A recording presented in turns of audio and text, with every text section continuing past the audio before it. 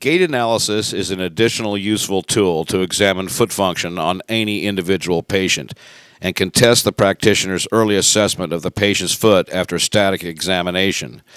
With the feet suspended, whether the patient is sitting in an examination chair or lying prone on the table, or comparing neutral calcaneal stance position versus resting calcaneal stance position with the patient standing, these static measurements can allow the practitioner to predict what they should view during patient ambulation.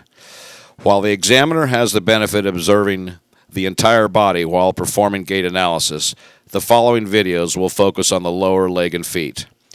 In this first patient, notice the height differential in static stance comparing the first metatarsal phalangeal joint to the second through fifth metatarsal phalangeal joints. This is a result of her structural forefoot varus deformity, which creates a metatarsus primus elevatus deformity and a functional hallux limitus. Notice that the feet are abducted during the swing phase of gait in egg beater fashion due to the fact that she presents with this hallux limitus deformity. Thus, she is unable to dorsiflex her great toe during the swing phase of gait in order to clear the supporting surface. Note the lack of motion in her feet, particularly in the subtalar and mid-tarsal joints. She presented with low range of motion in both of these joints, which was determined in a sitting position. Predictably, she does not have the range of motion necessary to compensate for a rear foot varus deformity. Thus, she functions throughout the weight-bearing portion maximally pronated at the subtalar joint. She had growing pains as a child, restless leg syndrome as an adult, and has felt like a klutz with lateral instability throughout her life. Notice in this second patient, her forefoot varus deformity at mid-stance is not completely compensated by the longitudinal and oblique axis of the mid-tarsal joint. The subtalar joint then has to further pronate in an attempt to bring the medial column down to contact the supporting surface. One can see on both of her feet the great toe does not completely contact the ground until the heel begins to lift off the supporting surface during forefoot loading in preparation for the propulsive phase of gait.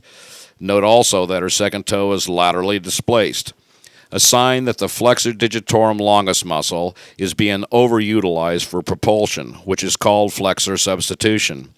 She presented with fairly severe growing pains as a child due to the fact that her subtalar joint was functioning at the end of its range of motion during mid-stance and forefoot loading.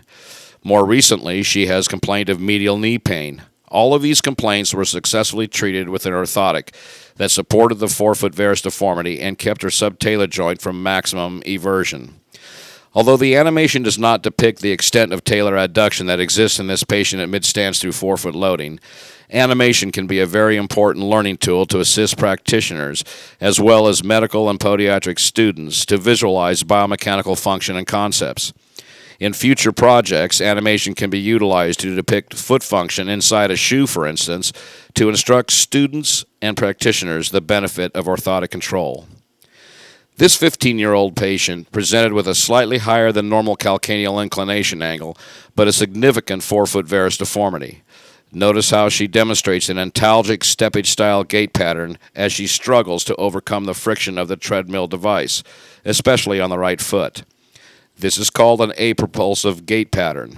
Her medial supporting soft tissues have already begun to fail in opposing the pronatory force of compensation to ground reactive forces. Notice the swollen medial soft tissue structures, including the posterior tibialis tendon.